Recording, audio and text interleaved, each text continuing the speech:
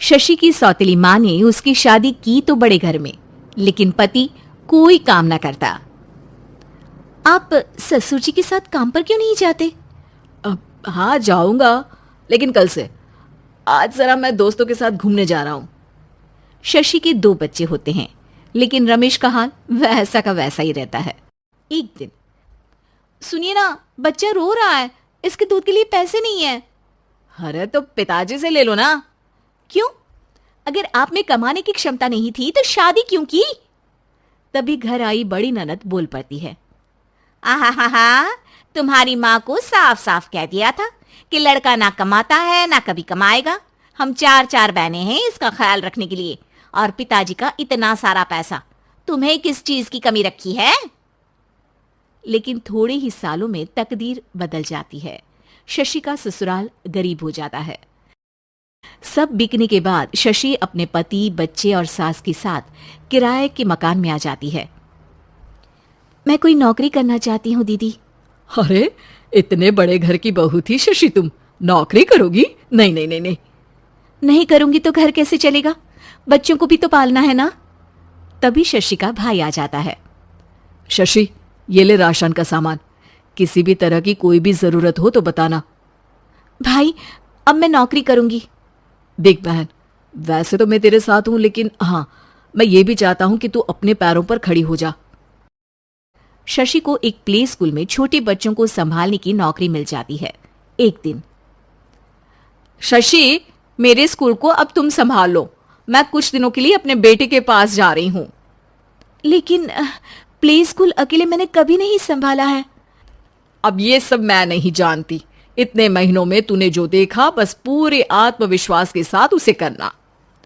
शशि नीलम के जाने के बाद पूरे 1 महीने उसका स्कूल अकेले संभालती है, और फिर एक दिन आता है जब वो अपना खुद का स्कूल भी खोल लेती है। वाह शशि, तुमने आज मेरा सर गर्व से ऊंचा कर दिया। तुम्हारा यही आत्मविश्वास तुम्हें बहुत आगे ले जाएगा। नीलम, बहुत आगे जाने की चाह नहीं है, बस ये छोटा सा स्कूल मेरे बच्चों की अच्छी शिक्षा में मेरी मदद करे, यही मैं चाहती हूँ। शशि थोड़े थोड़े पैसों से ही अपना परिवार पाल रही थी। एक दिन उसके घर उसकी बड़ी ननद आती है। अरे भाभी, घर में कूलर तो लगा लेती, मेरी माँ को कैसे पंखे में लिटा रखा है? अरे तो शशि कौन सा एसी लगा कर सो रही है? वो भी तो यहीं रहती है ना मेरे पास। ज्यादा यहाँ आकर मेरी बहू को परेशान ना किया करो। हाँ, मुझे भी शौक नहीं है इस छोटे से घर में आने का। मैं तो बस ये बोलने आई थी कि मेरे बेटे की शादी है तो ननिहाल का जो नेग होता है वो ले आना। हाँ, जितना बनेगा कर देंगे, और ना हुआ ना तो वो भी नहीं करेंगे। तभी शशि बोल पड़ती है। अरे नहीं माँ जी, रीटा घर की बेटी है, उसके ससुराल वाले उससे शादी पर पूछेंगे कि मायके से क्या मिला। रीटा, तुम मुझे सामान की लिस्ट भेज देना, मैं पूरी कोशिश करूंगी कि तुम्हारी हर डिमांड को पूरा करें। अच्छा, मैं खाना लगाती हूँ। शशि ये बोलकर किचन में चली जाती है। धीरे धीरे कर शशि किसी न किसी तरह अपनी सारी ननदों की डिमांड भी पूरी करती, बच्चों की ख्वाहिशें भी, और उनकी पढ़ाई के लिए पैसे जोड़ती। एक दिन जब शशि का बेटा 12वीं पास करके आता है। माँ, अब तुझे काम करने की जरूरत नहीं है, मैं अब कोई ना कोई नौकरी करके पढ़ाई भी साथ कर लिया करूंगा। शशि को लगता है कि बेटा और आगे पढ़ाई करे, लेकिन वक्त की मार के कारण वो बेटे को काम के लिए हाँ कर देती है। अब बेटा एक बैंक में चपरासी बन जाता है। लड़का देखने में तो बड़ा अच्छा है, अंग्रेजी भी पटर पटर बोलता है, फिर चपरासी क्यों? लड़का सारी बात मैनेजर को बता देता है। अच्छा, तो मैं तुझे एक मौका देता हूं, तू यहां रहकर दूसरे डिपार्टमेंट का भी काम सीख। अगर तू किसी एक का भी काम अच्छे से सीख गया तो मैं तुझे यहां टेबल चेयर में बैठने वाली नौकरी दे दूंगा। लेकिन एक दिन शशि की ननद उसे फोन करती है। अरे भाभी, देखो, मायका तो मेरा तुम लोगों से ही है।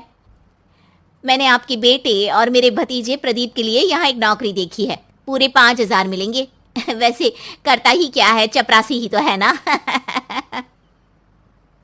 कोई बात नहीं रीटा, मैं उसे इस शहर के बाहर नहीं भेजना चाहती हूँ, बाकी वो शाम को आएगा तो मैं पूछ लेती हूँ। वहीं प्रदीप मैनेजर की बात से खुश हो जाता है और मैनेजर के काम पर ही नजर रखने लगता है। वो उनकी तरह के पेपर पढ़ता, काम करता और आने वाले लोगों की बातें सुनता। एक दिन बैंक में ऑडिट वाले आते हैं। ये गलत है, पूरी बैलेंस शीट नहीं मिल रही है, कहीं ना कहीं गड़बड़ है। ए मैनेजर, क्या करते हो? बैंक के पैसों का हिसाब सही नहीं है।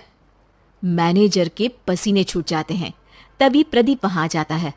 अब क्या मैं ये बैलेंस शीट देख सकता हूँ? अरे बेटा मजाक नहीं, जाओ पानी लेकर आओ एक गिलास।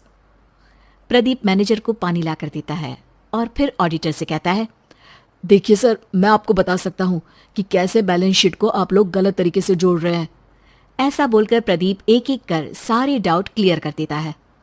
अरे हाँ, ये तो पॉइंट हमने देखे ही नहीं थे। गुड, कौन है ये बच्चा? तभी मैनेजर बोल पड़ता है, अब हमारे यहाँ अकाउंट में नया आया है। ऑडिटर के जाने के बाद, वाह प्रदीप, आज तो तुमने मेरी नौकरी बचा ली। और आपने भी तो मेरी नई नौकरी लगा दी अकाउंटेंट की। बस फिर क्या था, प्रदीप ने एक बार जो सफलता की सीढ़ी चढ़ी, बस चढ़ता ही चला जाता है। फिर एक दिन शशि की ननद, अरे भाभी कैसी हो? घर को तो बड़ा ही सुंदर चमका रखा है। अरे बेटी, कैसे आना हुआ? तू तो इस छोटे से घर में आना भी नहीं चाहती थी, कोई खास काम है क्या? अब हाँ, वो माँ, मेरा जो मजला बेटा है ना, वो अकाउंट्स से पढ़ाई कर रहा है, तो प्रदीप से बोलकर उसकी भी कहीं अच्छी नौकरी लगा दो ना।